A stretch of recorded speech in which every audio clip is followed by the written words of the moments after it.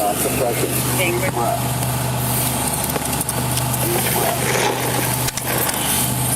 Will you locate all the...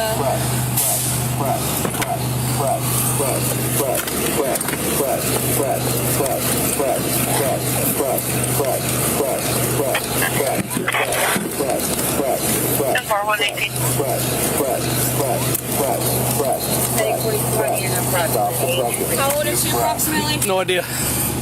Approximately 30 years old. Female. Stop CPR. Do not touch the patient. Analyze water. Not touch the patient. Analyzing water. Where's the other patient? We don't know. This is all we saw when we got here. Yeah, for right now. I got a shell casing here.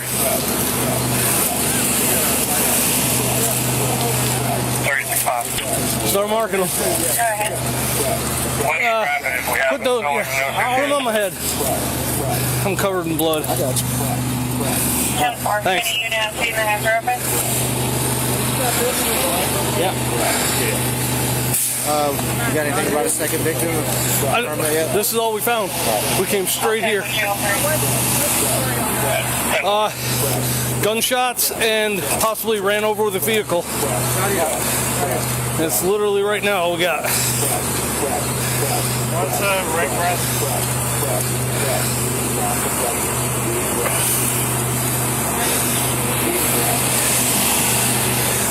Continue with compression. Do you want me to unhook this? Can I get one of y'all to do it? To do what? Press. You got it.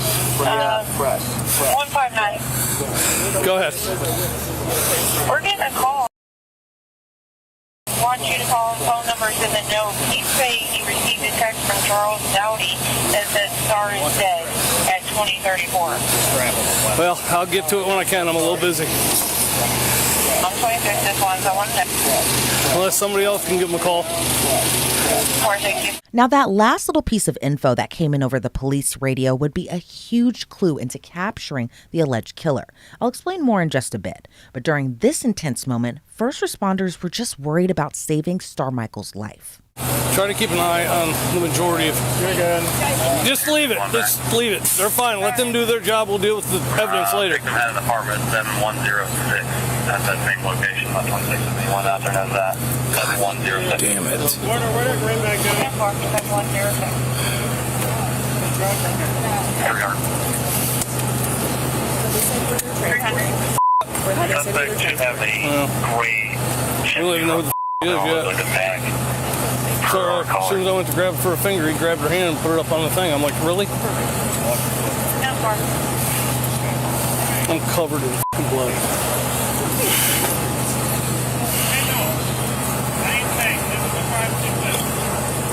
We're trying to locate that apartment now. 10-437. Sorry, don't know. It's right here next door.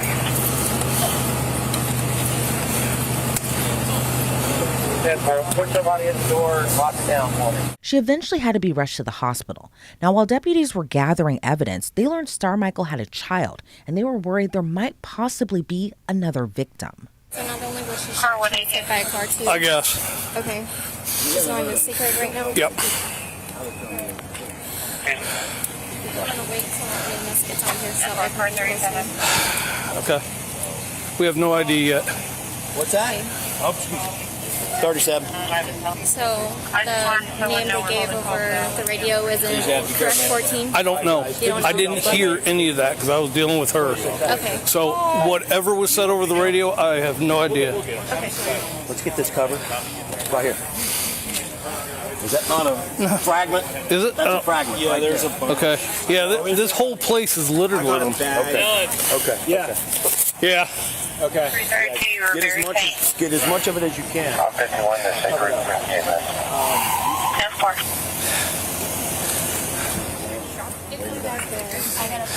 Yeah, you're gonna have to. Once I heard that this they is were this- going to secret, I backed up a little bit. This is this scene, but right there where he's standing is the apartment. I'm guessing that's his shirt, possibly. And then there's a casing over there, and then they're all over the place. There's one under the car. did anyone the vehicle for him to get? And that's what. I don't as think far as so. we know. I gotta get my flashlight. Let's do a second sweep of the car just to make sure. Yeah, the victim's a woman.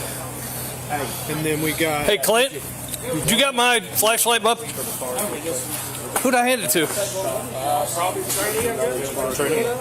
Probably. Where did she go? She's interviewing people. Yeah, just do a sweep of the cars. Make sure none of these got hit in the building. You got my flashlight? Where are you wandering to? So there's this guy, or I'm waiting for the property manager. Well, wait up here. So I can get her for them. Wait up here. She'll be along in a minute. No, just throw it in the back. We'll get rid of everything.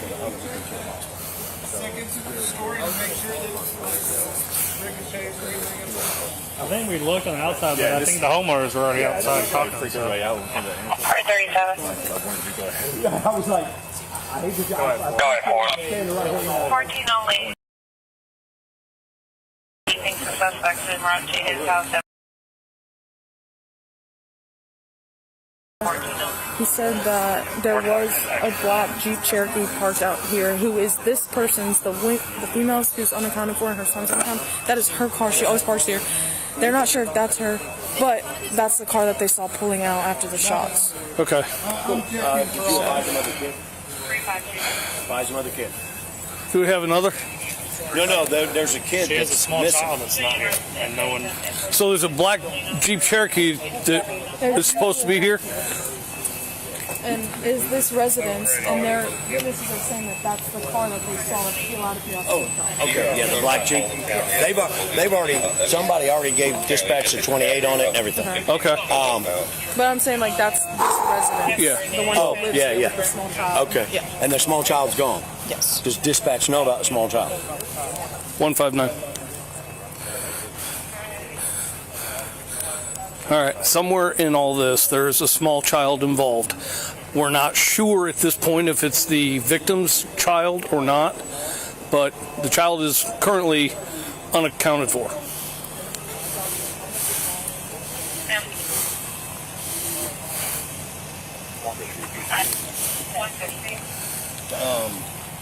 Hagen said something about.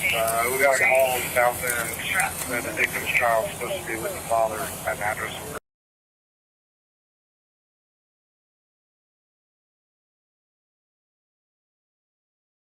Bag reader. According to the call over in Route 2, yes. Did Chuck have anything to say? I didn't answer that. I'm 26, still kind of tied up here. I spoke to Brian on the phone and she is with him. All right, good. Thank you.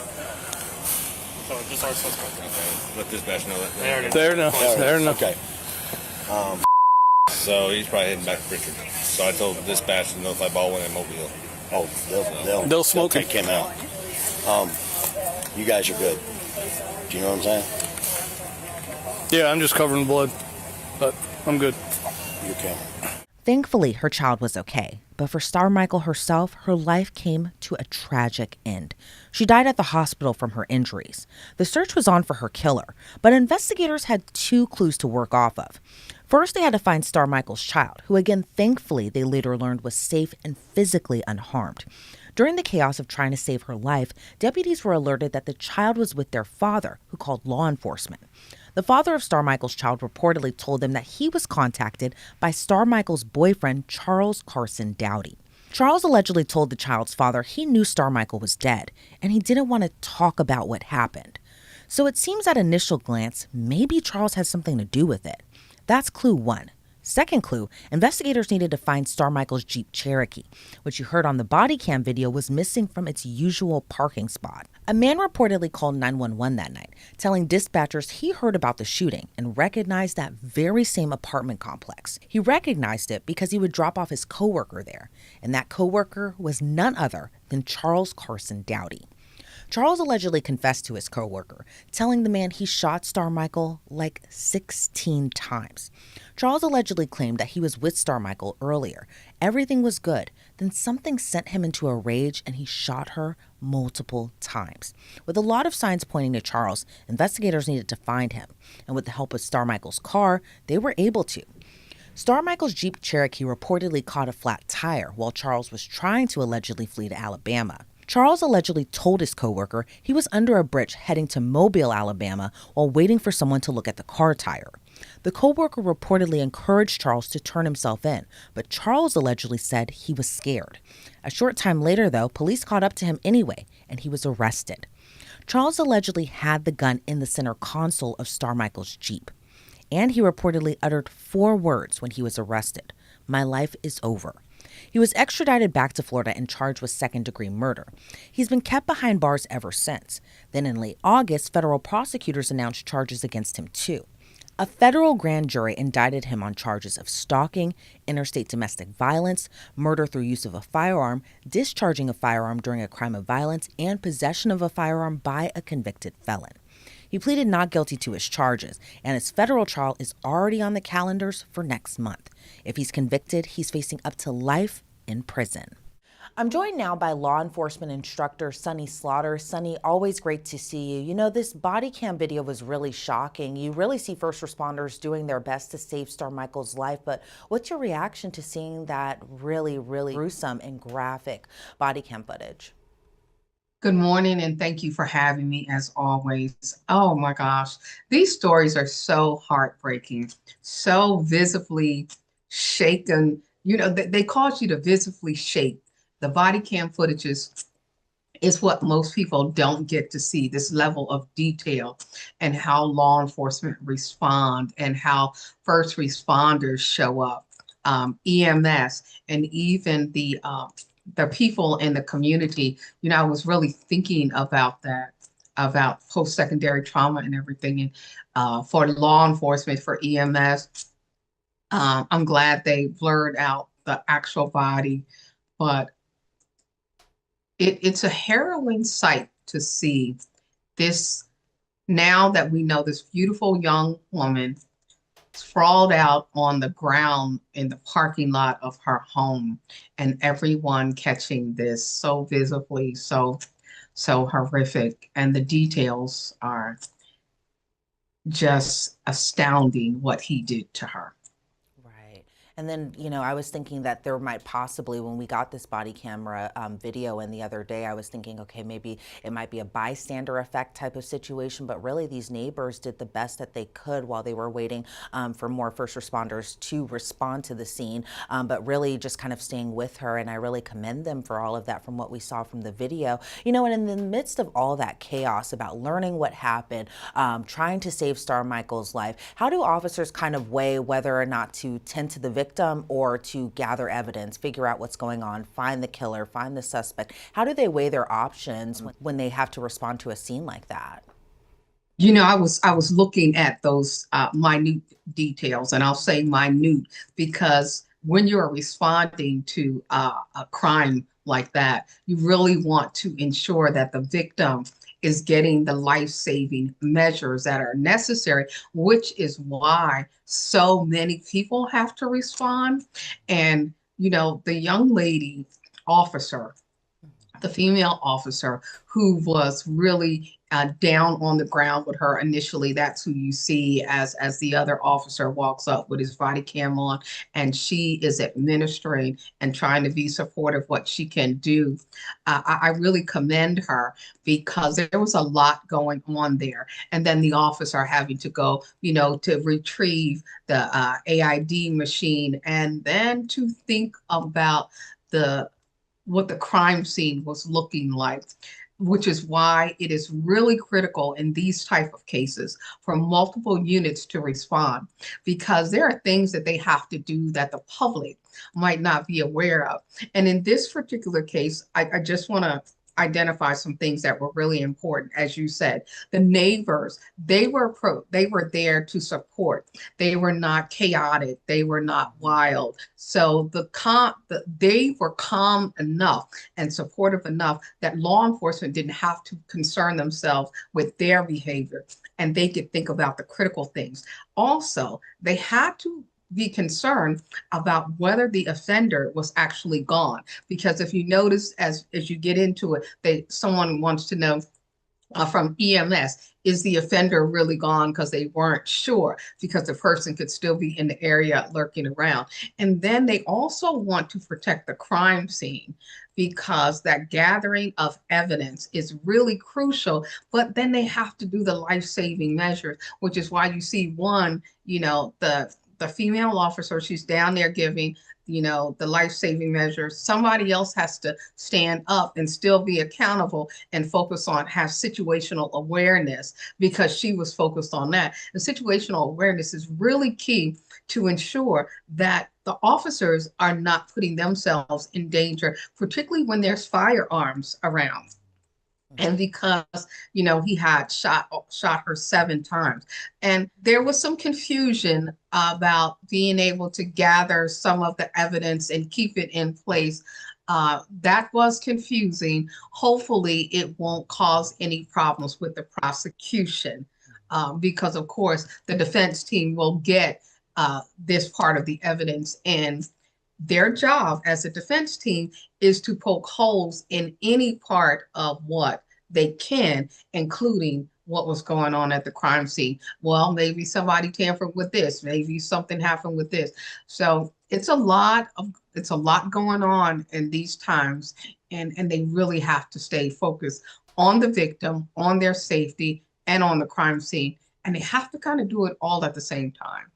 Yeah, and it seems like it was just kind of a lot going on, because even though the suspect wasn't at the scene when officers had responded, it still is a lot of chaos going on, a lot of commotion, especially as they were, one, trying to save Starmichael Tucker's life, but also when they learned that she had a child too, and there could have possibly been another victim, but thankfully the child is okay. And just overall, when we're learning about the facts of this case, it really is just heinous. I mean, we cover a lot of heinous and horrific, gruesome cases every single day, but this one where you shoot at your girlfriend multiple times, you shoot her multiple times, and then on top of that, you run her over after allegedly fleeing in her car. What do you make of just the heinousness, the brazenness, and the gruesome details of this case overall? When I got down to the minutia of the details, I was like, what was going on in their relationship? Yeah. That she missed or ignored, that people, the family or friends missed or ignored or didn't know about, and what the people in the neighborhood missed, ignored, or didn't know about. Because that is, the details don't make it seem like this happened in a vacuum. Like he just woke up and decided to do this. This seems like an escalation of behaviors that then turn absolutely violent. Because to shoot at someone and then to shoot them, someone that you are in a relationship with, at their house, and then to allegedly take their car because they kept saying that was her vehicle and it was parked there, and then you drive over her toy. But then again, he is a convicted felon, which means he should have never had firearms or access to the firearm. And then we get into a whole nother dynamic of domestic violence and having firearms, because the firearm may not have been his because she was in the military. So she would have had access to firearms. She likely had a firearm. It may have been hers. And the fact that she was in a relationship with someone who is legally not supposed to not only have access to a firearm, not to have one at all.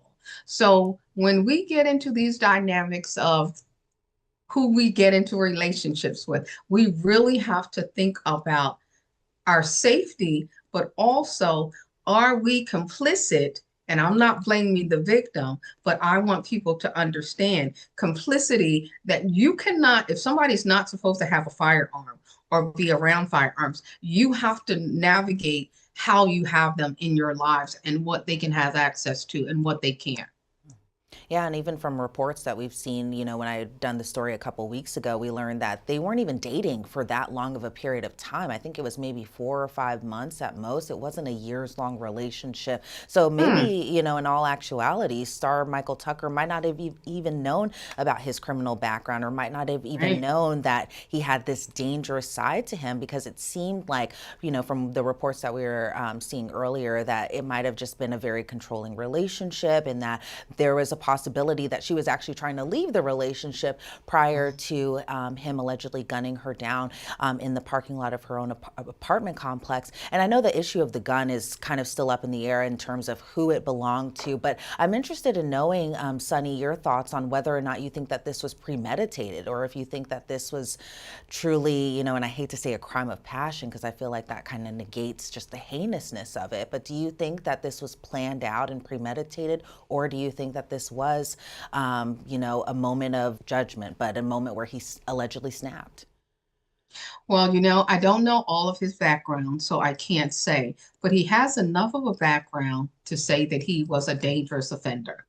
And in that case, whether it was he snapped at the moment, and if she was leaving him, then this may have been a premeditated thought that then became actions. And I say that because people need to understand, someone who is controlling you, whether subtle or overt, if they have these type of patterns of behavior, which clearly he is a very dangerous offender of any kind, then someone like him could potentially already have thoughts in their minds constantly. I am not going to let this person leave me for any reason at any time. So that would be something premeditated in the sense that they already know if someone tries to leave, that they're going to do something harmful. Now, whether they will go all the way to the extreme like he did, maybe not. But clearly, I didn't even know. I thank you for the background information that they weren't dating that long. And this is even more horrific to know that this was still so new.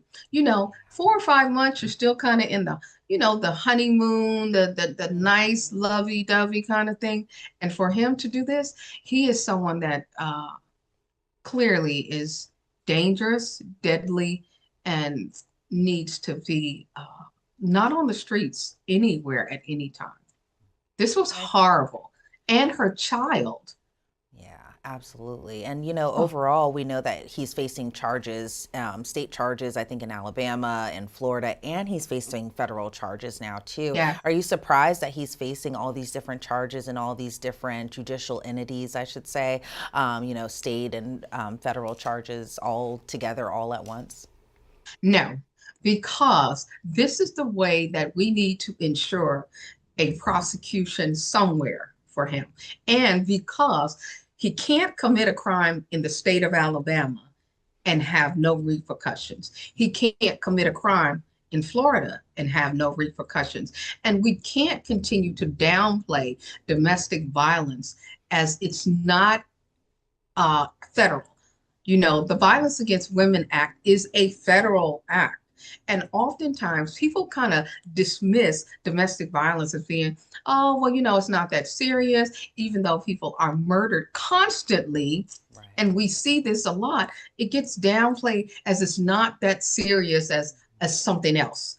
Right. And it really, really is. So I am glad that they are taking this multi-jurisdictional case, multi-state case, and putting it together, making sure that he is prosecuted in both locations and then prosecuted at the federal level. Now, the states can drop their charges, but I would hope that they would still keep them in place, because as he can do time in the state of Alabama and make sure he does all of his time there. And then he can do his time in the state of Florida, make sure he does it there, and then he can go on. So he can have these back-to-back charges to ensure the safety of the community from him ever being allowed out again.